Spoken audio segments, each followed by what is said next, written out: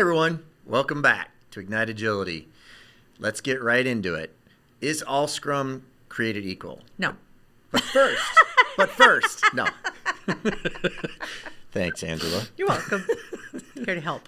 Hey, we should remind people to subscribe and hit the like button. I know you probably hear that on 1,000 videos, but it helps us a lot. Now we're going back into it. Angela, is all Scrum created equal? No. And how this even started is I was having a conversation with one of our clients who was talking about how it didn't matter that they were going to implement scaled agile framework, which some of you may know as SAFe, because Scrum is Scrum, so it doesn't matter what Scrum training he was going to send people to learn Scrum. And I said, I'm going to stop you right there, because that may have been true 25 years ago, but in 2022 and beyond, with this becoming big business to a lot of organizations, there are so many made-up versions of Scrum, I can't keep up anymore. I don't know about you, Christian, but I'm losing count. It's hard. And it's hard from that perspective because you have people say things like, well, Scrum 3.0, we're going to take Scrum and do this. And you're just like, it's diluting the water. It's really, if they truly understood Scrum, it's a very simple framework that allows you to adapt your process. And it's that part that I think a lot of people miss. It's the adapting. It just gives you guardrails to start with and knowing that it's not a one-size-fits-all. But it's hard. It's hard for people to self-assess and go, we're not where we need to be. What can we do? And not go look for a pill. It's work. But because this has become big business and it's become over commoditized, you have new corporations springing up overnight, for-profit corporations slapping the word Scrum on something regardless of what the content is. And so the harder part for people like you and I that teach Scrum Alliance Scrum, which as of this recording still adheres to the official Scrum Guide, which can be found at scrumguides.org. So if you look at the fact that Ken Schwaber and Jeff Sutherland started capturing their ideas in something that they started calling the Scrum Guide to take care of this problem, I don't think it's gotten any better. I think that people don't even know about the Scrum Guide, and they don't even know that whatever some company they're going to is saying, here's the Scrum body of knowledge. We're calling it Scrumbach, and it's over 350 pages. And it's like, what? Yeah, didn't they reduce the Scrum Guide from 16 pages to 12 in 2020? It's down to like 14 with the cover. They took stuff out. Yeah. And so when this leader says to me, Scrum is Scrum, I'm like, no, it's not. I mean, in the year 1993, when the first Scrum team was formed, that may have been true. Yeah. Or even 1995, when they published their paper, the first paper that became the basis for the Scrum Guide, that may have been true. But in 2022, it's let the buyer beware. You have no idea what you're getting, when somebody just says Scrum, or even worse, Agile. It's broad, and it's crazy. They get confused with what works for them, and that should be used everywhere else. And that's not the case. It's you have to figure out what works for you. And even in the same company, different teams are going to have different processes, but you can still adhere to the small framework called Scrum. So when we talk about Scrum, we're talking about Scrum Guide Scrum. 3 roles, 5 events, 3 artifacts, 5 values, and this activity called refinement. That's it. Well, and then this other thing that they never really say what it is, but a definition of done, which is a quality standard. So I get people who say they went through SAFe training and they're trying to tell me, that there is no such thing, right? Don't worry about definition of done. We have to write user stories, and then they have to be broken down from something called feature and something called epic and something called story. And there's one named role who writes stories. And it's like, show me in the Scrum Guide where any of that exists. Sounds real prescriptive, doesn't it? Yeah, it's and where's that overly in the Scrum prescriptive. Guide? So they never had a conversation about what's going to work for them. And we can point right to particular pages in the Scrum Guide, right? Here's the definition of Scrum Master. Here's the definition of developers. Oh, well, that's not what it says in my SAFe training manual. That's not what it says over here in this Scrum body of knowledge from this other vendor we sent some people to. So I feel badly, for this leader that I was talking to, because it felt like I was bursting his bubble. You do that. I You know do I'm that. really good at that. But Yeah. it's like, well, Scrum is Scrum. Right. No, it's not. And we've talked about this, and I don't fault anyone, because I know if you're in an environment, it's very hard to not let that environment wear on you. And, we talk about it being institutionalized, to where if you're in an environment where you've tried maybe and tried as hard as you could, but just get shot down, so you just kind of acquiesce to, okay, I'll do whatever they tell me. And you can tell those people in class, because when, like you said, they're looking for, tell us what to do. Oh, we're supposed to do this. And we're like, no, it doesn't say supposed to. It says talk. It is so hard to get people to talk to each other these days, and it's crazy. Well, and one of the other leaders who actually got pretty upset when I was pointing out When some you were of those, bursting their bubble. Yeah, when I was bursting their bubble, 'cause that's what I do.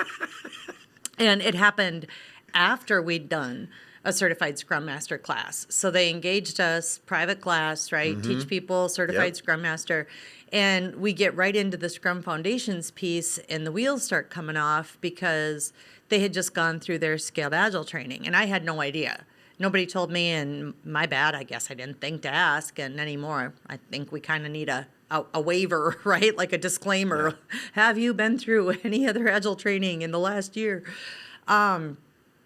And so as people started saying, yeah, but our leaders just made us go through this other training, and it said a lot of the opposite of what, you're teaching. And I'm like, well, I'm teaching what's right in the Scrum Guide, and you can read it for yourself. So this leader has a call with me afterwards because she wanted to talk to me about what happened. And I said, your people are confused.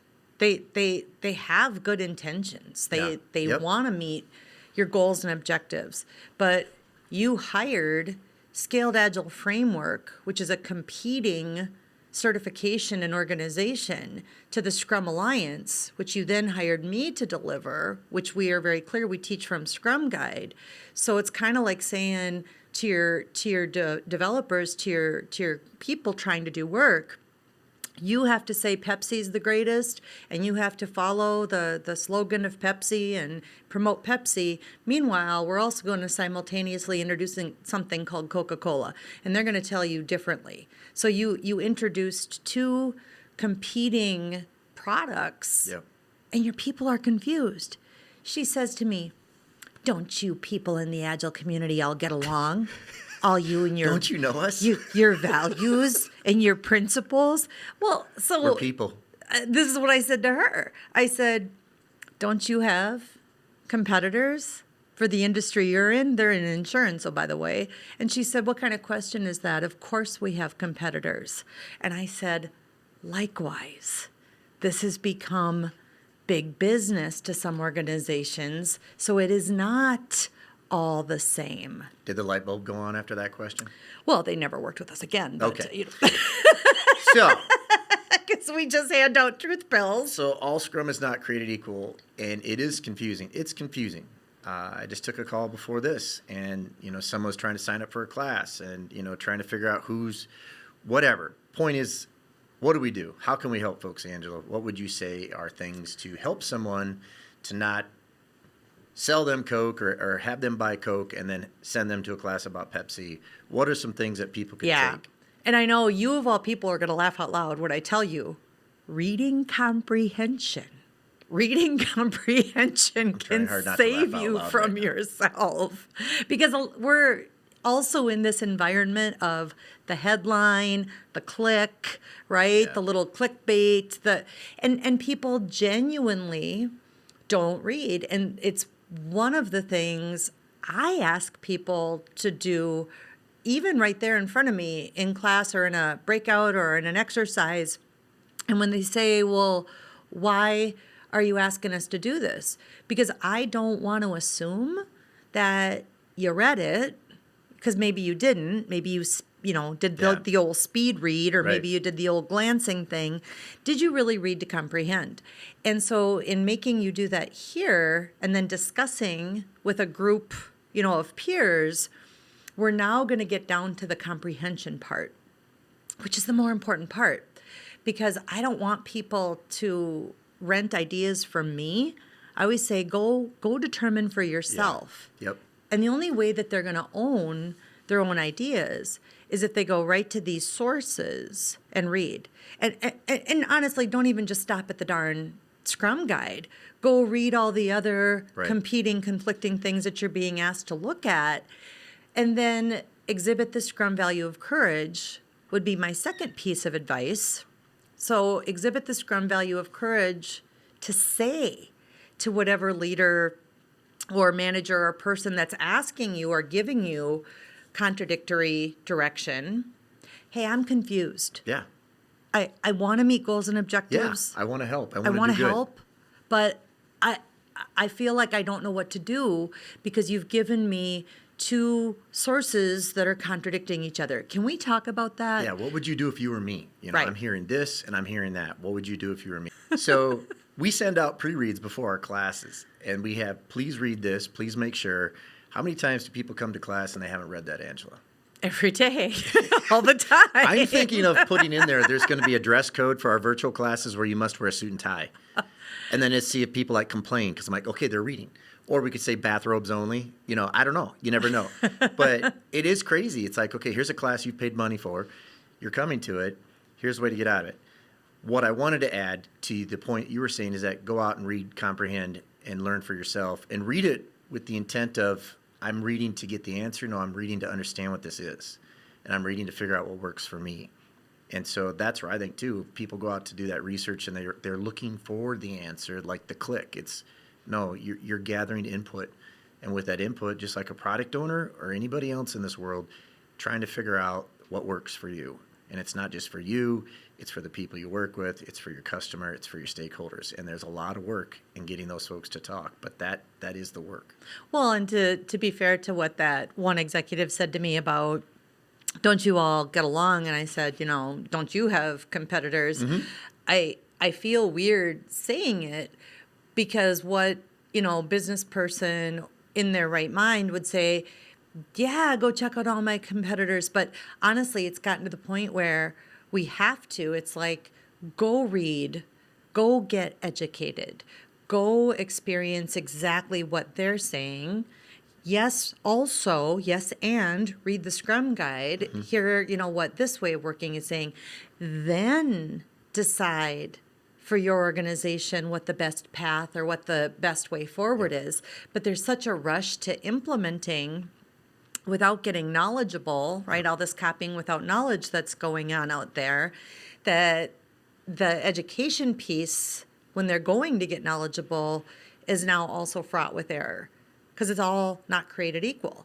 Yep. So they have to get on the same page with what getting educated about Agile and Scrum means, then decide what's the best one. Because honestly, if SAFe or Scaled Agile Framework is the best that the organization can do, then do it. Absolutely. Yeah, we're not here saying Scrum only or our version. It comes down to, are you doing what you need to do? Are you solving the problems you need to solve? And it's not unlike going out and getting competing bids or figuring out, if I am going out for insurance, what else is out there? Right. What are the options?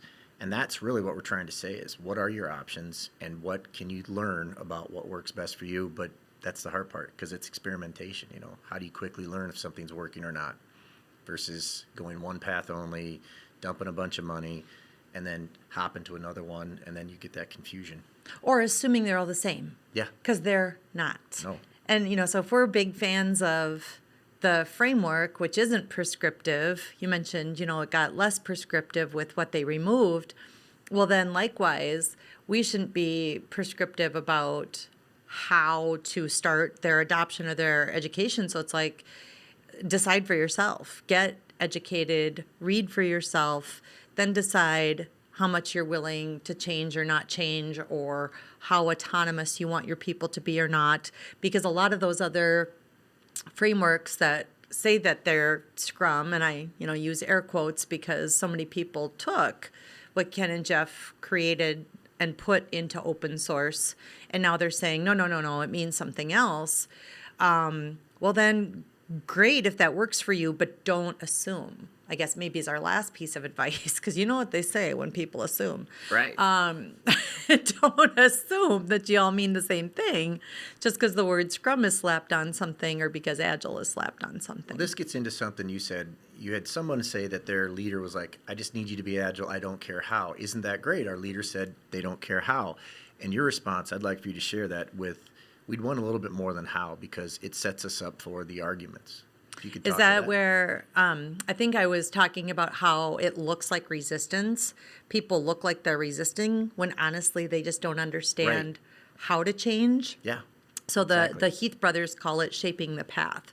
You know, if the leader hasn't said, here is the change we're making, here's what that means for your role, here's how we'll know that we're actually doing it. Making so in progress, the yeah. and in the absence of that, people might struggle. So Yeah. it looks like they're resisting when the reality is they don't know what the hell they're supposed to do. Yeah, and even promotes infighting, because if they don't say, this is what it looks like, this is what we want to do, then you have different fractions for them to go, we think we should do this, we think we should do that, versus let's be clear, let's have the path at least somewhat defined with flexibility in the path. So if we were to tie a big red bow on this, is all Scrum created equal? No. And our advice is read to comprehend, don't assume, get knowledgeable for yourself, and then make your decision. Absolutely. Get right into it. Go. And then Are you already recording? No. Yes, he is. He has been. And he doesn't want me to hit the table. He doesn't want me to swear. So many rules. You ready? Sure.